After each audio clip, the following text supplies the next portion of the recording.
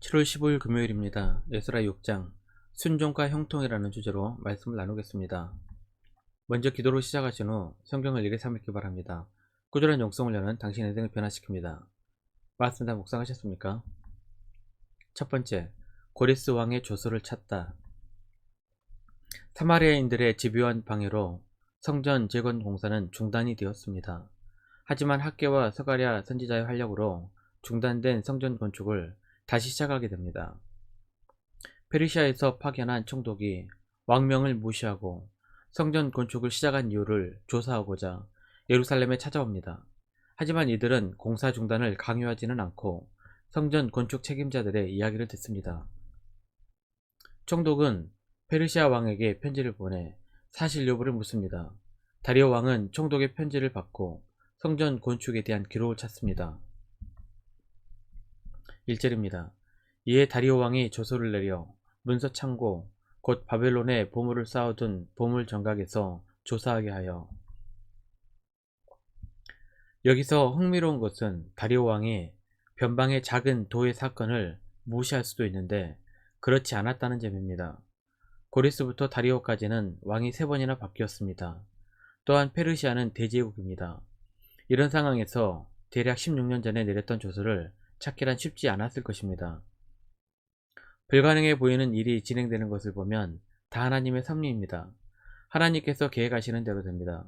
사람이 해야 할 것은 하나님의 계획을 바꾸는 것이 아닙니다. 오히려 기도를 통해 하나님의 뜻이 무엇인지 깨닫는 것입니다. 하나님의 뜻을 바꾸는 위대한 기도라는 정말 엉터리 같은 슬로건을 외치는 사람들이 있습니다. 교만하고 무식한 일입니다. 기도란 내가 하나님의 뜻을 바꾸는 것이 아니라 내가 하나님의 뜻에 맞추어지는 것입니다. 2절입니다. 메대도 악메다 궁성에서 한 두루마리를 찾았으니 거기에 기록하였으되. 다리오 왕은 마침내 고리스 왕의 조서를 찾아냅니다. 메대 지방 악메다 궁은 페르시아 왕의 여름 휴양지입니다. 원래는 메대 왕국의 수도였는데 페르시아에 정복당한 뒤 여름 휴양지로 사용된 것입니다. 아마도 고레스 왕이 휴양지에서 지내는 여름 동안 조서가 내려진 것 같습니다. 두 번째, 고레스 왕의 조서 내용. 3절입니다. 고레스 왕 원년에 조서를 내려 이르기를 예루살렘에 있는 하나님의 성전에 대하여 이르노니 이 성전 곧 제사 드리는 처소를 건축하되 지대를 견고히 쌓고 그 성전의 높이는 60규빗으로 너비도 60규빗으로 하고. 고리스 왕 원년에 고리스 왕이 조서를 내립니다. 높이와 너비가 각각 60규빗입니다. 대략 27m 정도 됩니다. 길이에 대한 언급은 없어서 정확한 비교는 어렵지만 솔로몬 성전의 높이가 30규빗, 길이가 60규빗, 너비가 20규빗입니다. 대략 스룹바벨의 성전은 솔로몬의 성전보다 2배쯤 큰 규모입니다. 하지만 스룹바벨의 성전은 실제로 훨씬 작은 규모로 건축됩니다. 그래서 솔로몬 성전보다 클 것을 기대했던 일부 사람들이 실망감에 대성통곡했던 것입니다. 에스라 3장 12절입니다. 제사장들과 레위 사람들과 나이 많은 족장들은 첫 성전을 보았으므로 이제 이 성전의 기초가 놓임을 보고 대성통곡하였으나 여러 사람은 기쁨으로 크게 함성을 지르니. 고레스 왕의 조서를 보면 성전 건축에 들어가는 일부 경비를 모두 왕실에서 내겠다고 했습니다. 4절입니다. 큰 돌 3켜에 새나무 1켜를 놓으라. 그 경비는 다 왕실에서 내리라. 문맥에서 보면 페르시아 왕실에서 성전 건축 비용을 지급한 것은 아닙니다. 유다 지역에서 거둔 세금 중 일부를 경비로 지급하게 한 것 같습니다. 8절입니다. 내가 또 조서를 내려서 하나님의 이 성전을 건축함에 대하여 너희가 유다 사람의 장로들에게 행할 것을 알리노니 왕의 재산 곧 유브라데 강 건너편에서 거둔 세금 중에서 그 경비를 이 사람들에게 끊임없이 주어 그들로 멈추지 않게 하라.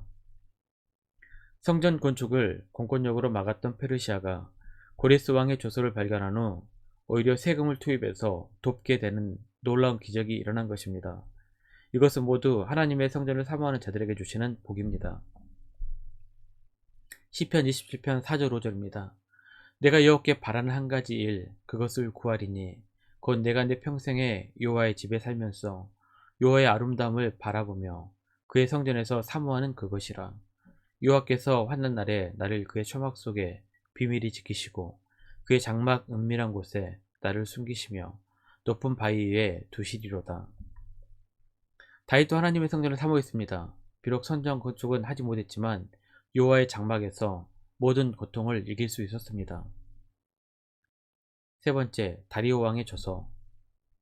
오래전에 내려졌던 고레스 왕의 조서를 보고는 다리오 왕이 새로운 조서를 내립니다. 6절입니다. 이제 유브라데 강 건너편 총독 다뜨네와 스살부스네와 너희 동관 유브라데 강 건너편 아바삭 사람들은 그곳을 멀리하여 괜히 예루살렘 성전 건축에 간섭하거나 방해가 되지 말라는 것입니다. 또한 세금 중 일부를 성전 건축에 사용하라고 했습니다. 뿐만 아니라 제사에 소용되는 짐승과 기름을 요구하거든 제사장에게 아낌없이 제공하라는 명을 덧붙입니다. 9절입니다. 또 그들이 필요하는 것, 곧 하늘의 하나님께 드릴 번제의 소송아지와 순양과 어린 양과 또 밀과 소금과 포도주와 기름을 예루살렘 제사장의 요구대로 어김없이 날마다 주어 성전에 관한 필요한 것들을 제공해주고 예루살렘 성전에서 하나님께 페르시아 왕가의 안위를 위해 기도를 부탁합니다. 10절입니다. 그들이 하늘의 하나님께 향기로운 제물을 드려 왕과 왕자들의 생명을 위하여 기도하게 하라. 그리고 마지막으로 다시는 이 조서를 변조하지 못하도록 못을 박습니다. 16년 전 사마리아 사람들의 거짓 고소로 성전 건축이 중단되었는데 다시는 이러한 일이 발생하지 못하도록 조치를 한 것입니다. 11절입니다. 내가 또 명령을 내리노니 누구를 막론하고 이 명령을 변조하면 그의 집에서 들불을 빼내고 그를 그 위에 매어 달게 하고 그의 집은 이로 말미암아 거름더미가 되게 하라. 네 번째, 순종과 형통. 13절입니다. 다리오 왕의 조서가 내림에 유브라데 강 건너편 총독 다뜨네와 스살보스네와 그들의 동관들이 신속히 준행하니라. 왕의 조서가 내려지자 성전 건축은 신속하게 이루어집니다. 성전 건축을 재개한 지 4년 만에 성전은 순조롭게 완공됩니다. 처음 성전 건축을 시작한 지 20년 만에 완공한 것입니다. 이스라엘 백성들이 선지자들의 말에 순종하고 따랐기 때문에 모든 일이 형통한 것입니다. 14절입니다. 유다 사람의 장로들이 선지자 학개와 이또의 손자 스가랴의 권면을 따랐으므로 성전 건축하는 일이 형통한지라. 이스라엘 하나님의 명령과 바사왕 고레스와 다리오와 아닥사스다의 조서를 따라 성전을 건축하며 일을 끝내되 유다 백성이 학개와 스가랴 선지자의 말씀에 순종하니 하나님께서 성전 제공 공사의 모든 일을 세세하게 이루시고 형통하게 하셨습니다. 이스라엘 백성들은 성전 완공 이후 기쁨으로 성전 봉헌식을 합니다. 16절입니다. 이스라엘 자손과 제사장들과 레위 사람들과 기타 사로잡혔던 자의 자손이 즐거이 하나님의 성전 봉헌식을 행하니. 말씀 요약합니다. 하나님께서는 말씀에 순종하는 자들에게 모든 것이 협력하여 선을 이루게 하십니다. 그리고 그 결과는 평강과 기쁨일 것입니다. 1년 성경 읽도 주간계획입니다. 오늘은 금요일 잠언 14장에서 16장까지 말씀 천천히 묵상하십시오. 7월 중보기도 제목입니다. 5가지 기도 제목 충분히 기도하시고 교회와 개인 기도의 시간을 가지시기 바랍니다. 가정에서 기도하시기 힘드신 분들은 교회 나오셔서 주중 기도의 시간을 이용하시기 바랍니다. 새벽 6시부터 밤 10시까지입니다. 편하신 시간에 정기적으로 나와서 기도하시기 바랍니다. 하루 30분씩 최선을 다하시기 바랍니다. 그러면 여러분의 삶이 변화될 것입니다. 영상을 다 보신 분들은 확인 문자를 보내시거나 유튜브에 댓글로 달아주시면 정기적인 영성 훈련에 도움이 될 것입니다. 오늘 하루도 승리하시기를 기도합니다.